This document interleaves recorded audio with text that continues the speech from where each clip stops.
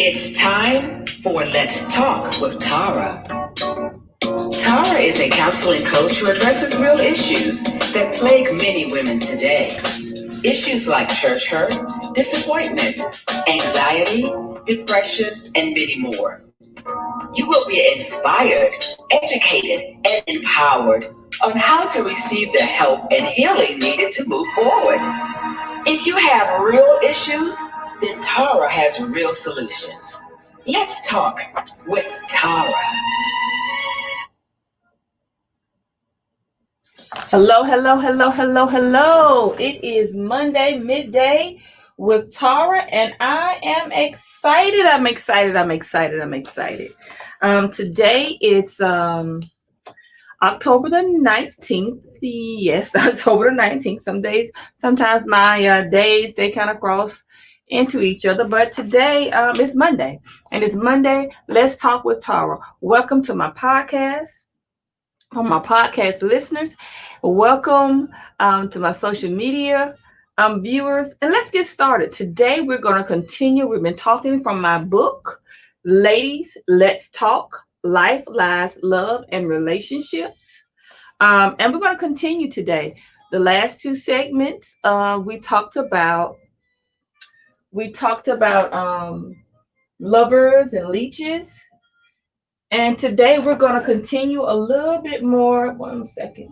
We're going to talk about more on that subject and in this chapter of love and relationships. So if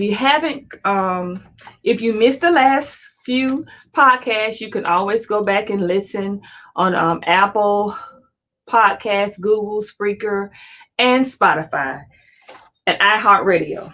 Let's get right into it.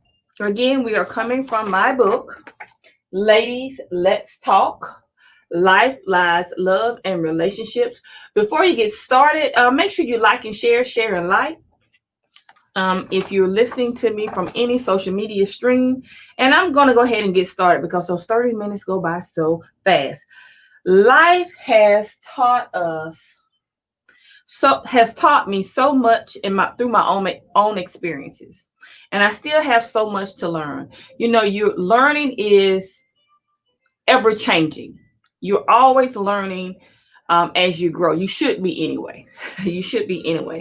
One of the most important lessons that life has taught me is to love me and never love anyone more than I love myself. Now, let's just stop there for a minute. Life has taught me this, to love me and never love any one person more than I love myself. Now, let me just say this, because I know my listeners, you hear me talking about God, and I am sold out to God the Most High, not all these other gods, but God the Father through Jesus Christ. That's what I'm sold out to.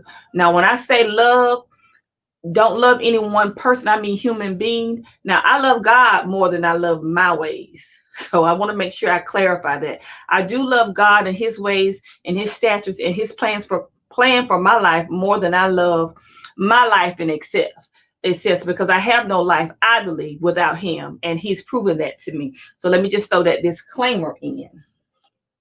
Not knocking on anybody's religion. You do what you want to do. I'm talking about from my own experience. So again, never love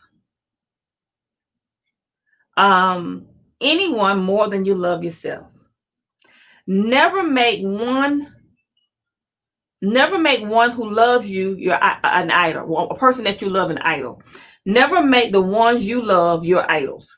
Now, that could be your children.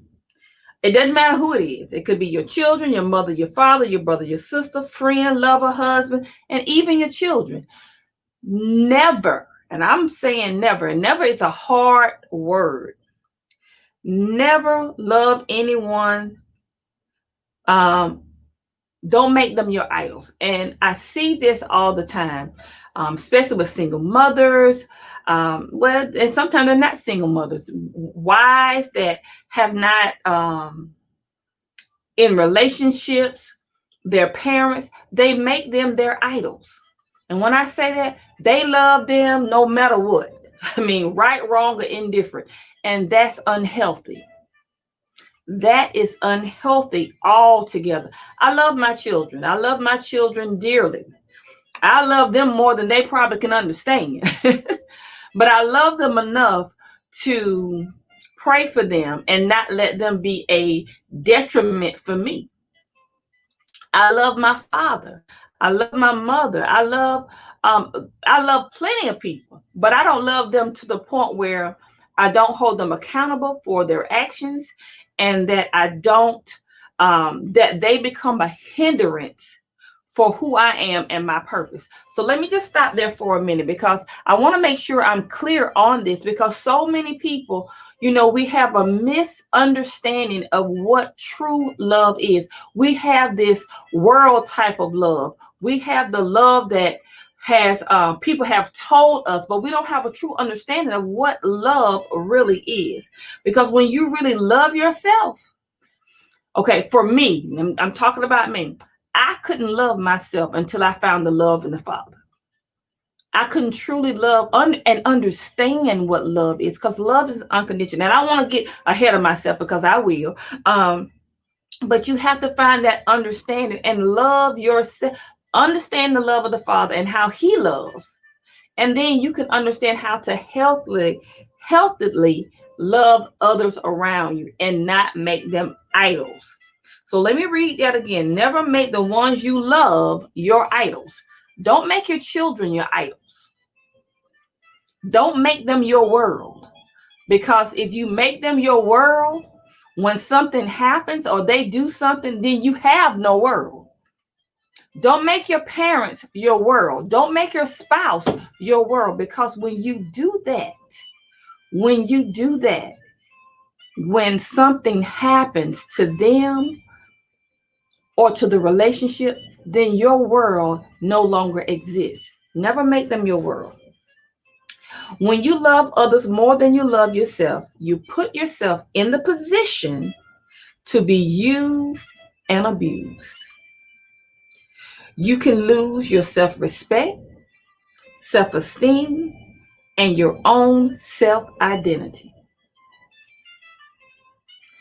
When you love others more than you love yourself, you put yourself in the position to be used and abused. Let's stop there for a minute. Hold on, you guys. Let's stop there for a minute.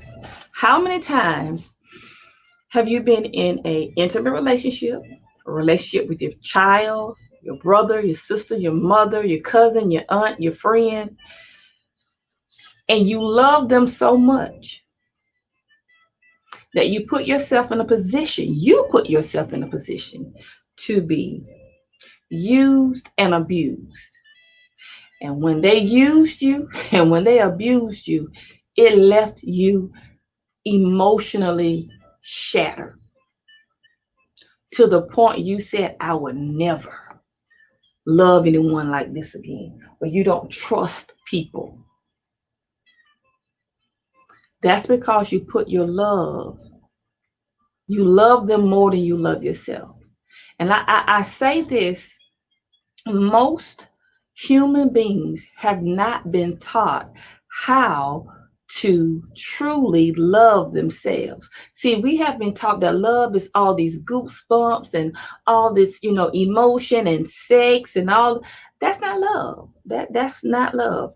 That's some behaviors and some feelings you can get from those that you love, but that is not love in itself. And we have to understand what is love, because see, you can't truly love someone.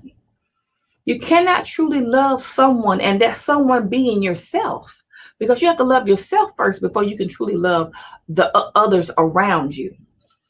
Until you truly understand what love is, how it looks, and the full aspects, attributes, and characteristics of what love is.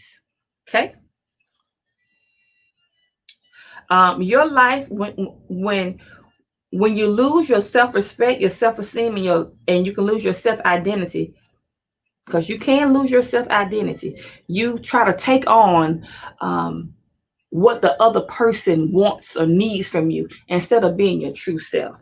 Your life begins to revolve around someone else's life. Now, this happened. I wrote this book from experience, not just once, but several times. You start living your life around what they want and not the essence of who you are. And I'm not saying that when you love someone, you don't compromise. I'm not saying that, but you don't compromise to the point where you lose who you are. You never compromise to the point when you lose who you are. And if you're in a relationship, whether it be intimate relationship, mother parent relationship, sibling relationship, children relationship, friend relationship, working relationship, if they are seeking you, or you are creating a environment into where you are losing who you are, then that's not love at all. That's control. That is not love. Consequently, it says, your life begins to when your life begins to revolve around someone else's life. Consequently, this unhealthy love can lead to make unstable can lead you to make unstable decisions that cause a multitude of problems in your life and in theirs. You become an enabler. You become an enabler. Um, wow, let's just stop there for a second, because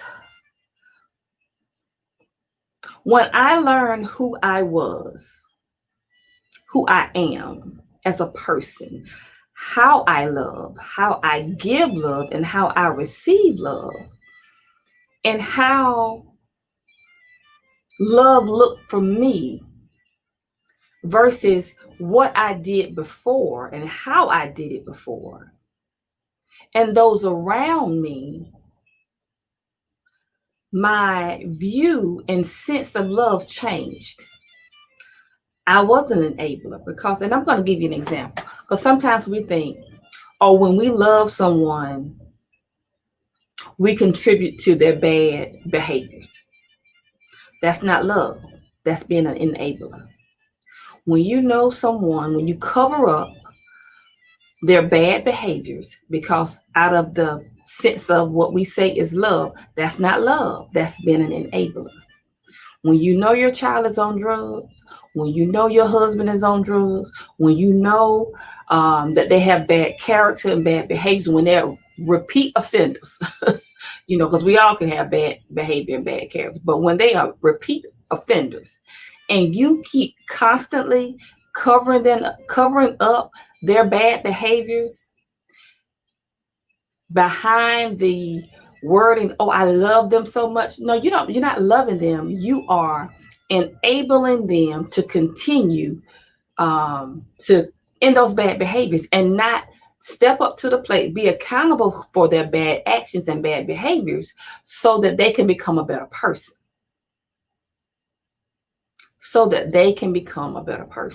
If you know, and I'm gonna just throw this show out. I used to watch it all the time when I watched television.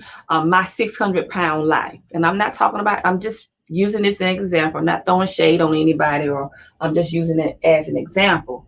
And I would see these people that were 600 pounds or more, and how the people that said they love them so much, that I just love them, that they're caregivers. They love them so much that they will continually feed them food that they know was killing them. Now tell me how that is love. If you love somebody, when you're feeding them something, whether it's alcohol, whether it's food, whether it's giving them money for drugs, whether it's not making them be accountable for their actions, letting them be a leech to you, how is that love? When you know the end is going to be death to them. It's going to be detrimental to them. How is that love? You're enabling them to do better. You're enabling them to be accountable for their actions. You're enabling them to be a better person, to be the best that they can be. An enabler supports the dysfunctional behavior of a person, compensating for their wrongs and willful inabilities. They try to camouflage and make excuses for their loved ones not wanting to help them step up to the plate or be accountable for their bad behaviors. That's what I just said. This is what happens. This is what happens all the time, especially with in this day and time, and you see parents and the children, and fortunately now we have online schools. So now these parents that used to go, a lot of these parents that will go up to the school and raise hell, I'm just gonna say raise hell with the teachers about their children. Now it is some teachers that don't do their job, just like everybody else, just like it's parents that don't do their parental duties. That have been raising hell with the schools and the districts and the superintendents and the teachers. Now they see that it wasn't so much of the teacher, that it was their child that was not being accountable for doing what they were supposed to do. And we see those memes on social media. So we have to look at that. We have to look at ourselves. We have to understand what is love. What does love mean? Sometimes we can love our parents so much that we allow them to continue in their wrong behaviors. Guilty. I was guilty, because I'm just going to talk for me. I was taught, you love your mother and your father. You respect them, and you do. You respect them, but you do not allow them to continue in their wrong behavior. If you allow them to continue in their wrong behavior, they will continue in their wrong behavior. Just because they're your parents, they're your husband, they're your children, they're your boss, whoever, wrong is wrong. Is wrong. And if you truly love a person, and we should have a level of love for everyone to be the best that they can be. The only way to do that, you have to expose people, not expose them to shame them, but lovingly correct them, and correct them in their wrongs. And this times we don't, it's considered hate when you use constructive criticism. It's almost hate speech. It's if you say something that's constructive, that's going to cause a person to become better and be accountable for their actions and accountable for their wrongs, depending on what it is, it's considered as hate speech. Just like with the parent, just like with the child, just with the boss, it's a way to do everything. My mama used to tell me this: it's not what you do, it's how you do it. And if you're doing it from a place of love, now they may not receive it then, but guess what? The same people keep telling them, look, this is wrong, this is wrong, this is wrong, this is wrong. They're going to start looking at themselves differently. Because what happens is, a lot of times when you find people that are comfortable in doing wrong, it's because they gather around people that tell them lies, that keep telling them, oh, I would do that. Yeah, I see that. No. They tell them what they want to hear. And I'm a victim of that before. I'm a witness to that. That when you want to be right, you can find people to check off on your right. You gravitate to people to check off on your right. Those people they do not love you. People that check off on your rights when you know you're wrong, because you know when you're wrong. We can lie to ourselves, but you know when you're wrong. When they check off on your wrongs, they don't love you. They hate you. They hate you, and they want to see your demise. People that love you, they want to see you succeed, and they correct you in your wrongs. They correct you in your wrongs. Let's keep going, because my time is going to be up very shortly. Love is a gift. Love is a gift. Now, of course, in my book, it's some stories, some real life stories. The names have been changed, but I'm not going to read through them. So you got to purchase the book to get all of it. Love is a gift. Love gives even if it doesn't receive. Real love is unconditional. Let me say that again. Love is a gift. Love gives even if it doesn't receive. It's unconditional. Love is unconditional. Love cannot be bought. You know, sometimes we have gotten, especially in this 2020, this 2000s, people think now you have to buy them something. That's love. Now, people show their way of expression of love differently. I am a doer. I'm not a buyer, but I'm a doer. That means if the way that I show my love towards people, I do things for them. I'm not one of those people. I don't like flowers. I don't really care for cars. You know, you don't even have to tell me you love me. You show me you love me. And show me that you love me. You know, it's not that I don't like good morning, don't like that people tell me that they love me, but I don't need that to know that you love me, because the way that I give love, the way that I receive love is by doing things that are going to help me, being there for me, emotional support. So that's how I'm there. That's how I show love. So you have to know your love language, and we'll talk about that on another show. And these are all attributes of what love is. Love cannot be bought. You cannot do enough for someone to make them love you. Now, let me just say that, because I just told you the way that I show love is I'm a doer. The way that I receive love, I like for people to do for me, not buy me things, but to do things that are caring, that, okay, you know, Tara, I saw you needed a ribbon and I picked it up. That shows me that you care. It's the little things. Those are the things that I equate as love. So for me, I do things that I know that you need. I know you need this. I know you need your basic needs met. I know you need those things. So I'm a doer. And that's how my mother was. And I had to learn that throughout life. But you can't do enough, because some people think you cannot do enough for someone to make them love you. I can do all I want for somebody, but if they don't love me, I can't make them love me. Now, I can show my expression of love to them, but I can't do enough for someone to make them love me. A person has to love you for who you are, not what you do, but for who you are as a person.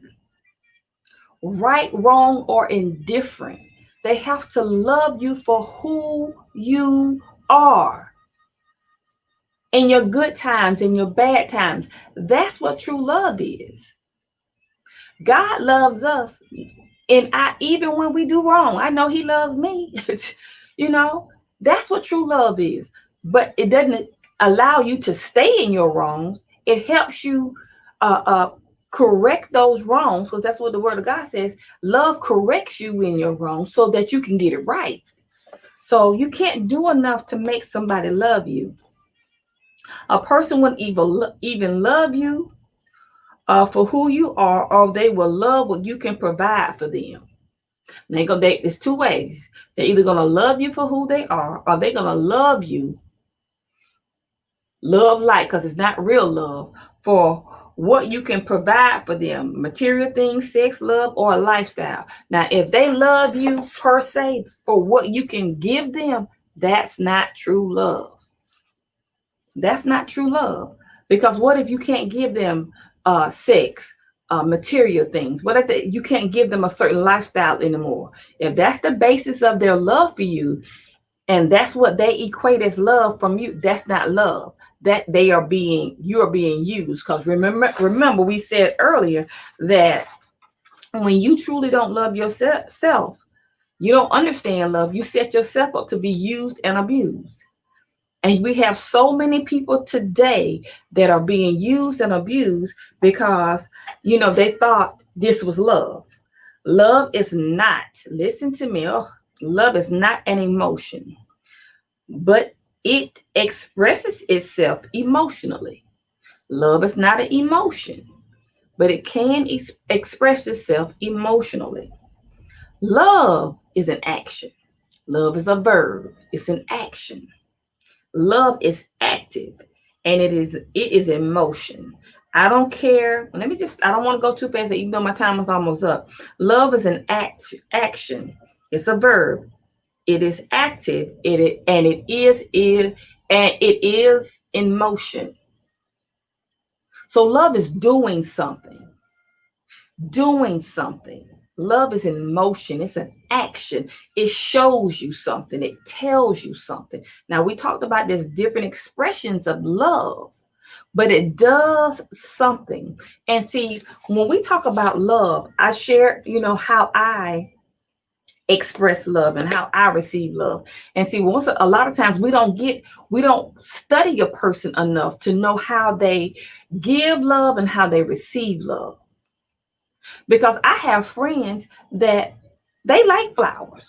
Again, if anybody knows me and I heard me talk about my podcast, I have one of the rarest, according to the Myers-Briggs personality, I have one of the rarest personalities, especially among women. And I'm okay with that. I'm okay with that. A lot of people don't understand my personality. They think I'm too brash sometimes because I'm cut and dry. They think I'm cut and dry, but I'm very emotional. I just don't show it the way that most people do. I fight my battles in prayer. So when we talk about love, I have people that they express themselves differently. They receive love differently. They like, hugs. They like the occasional I love you. They like the flowers. And I'm okay with that. So if I study people and I know that's what they like, that's how they receive love. Even though I receive love by doing things, I'm going to do something that's going to be conclusive to how they receive love. Because you can't love a person the way you receive love. You have to love a person the way they receive love. And the only way you know that is to study them and to ask questions. We have about 2 minutes, you guys. This 30 minutes goes by so fast. Let's keep going. I don't care how much a person tells you that they love you. If their words do not align with his or her actions, that's not true love. That's not true love. If their words don't line up with their actions, that's not true love. A lot of times it's lust. And most people don't know how to love you because they don't know how to love themselves. Hear their words, but always believe a person's actions. Actions always speak louder than words. We hear that all the time, but we never pay attention to it. We look over their actions. We make excuses for their actions. We sweep stuff under the rug. Love is treating others the way you desire to be treated, physically and emotionally. Let me put a pause right there, even though our time is just about up. You treat people the way you want to be treated. If you don't know how to love yourself, if you don't know how to love yourself, if you don't truly love yourself, then the way that you treat others is how you're going to be treating yourself. So evaluate how you treat others. Evaluate how you even in your anger. See, because it's not so much in the good times, it's in the bad times. In the anger. And it shows you, that will reveal how you love yourself. How you love yourself. So you have to get a good understanding on what love is and how you love yourself before you treat others the way you expect them to be treated, the way you expect to be treated. Because if you don't know what true love is, you let people treat you any type of way, and you treat people anyway, and you think it's okay. Love is treating others the way you desire to be treated, physically and emotionally. Love doesn't hurt. Love is not a repeat offender. Selah. Love is not a repeat offender.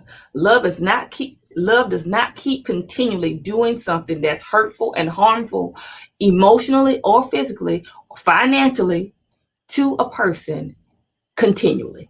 And oh, I'm sorry. I didn't mean to do it. I'm not going to do it. That's not love. That's not love. And if you don't allow, if you're not making that person be accountable, or sometimes you have to step away, even though you love someone. Sometimes you have to step away. My Bible said, sometimes you got to let people go. Let Satan have their way with them and pray that they get back in alignment with God. Sometimes you go to them, you talk to them, and they don't listen. Step back.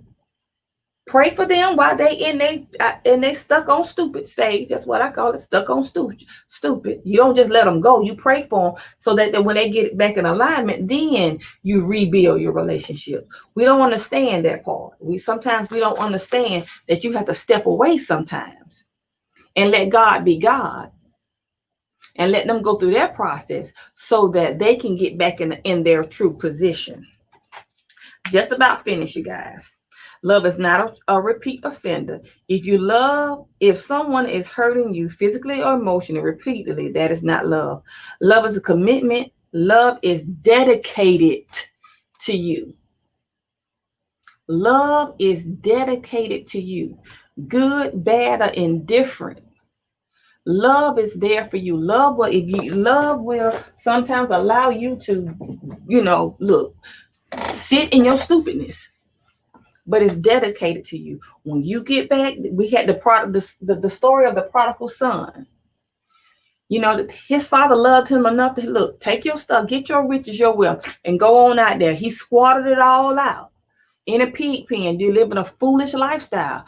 But because he loved him so much, when he came to his senses, when he got stuck off stupid, he came back to his father and was like, look, Dad, it's better for me to be here than out there.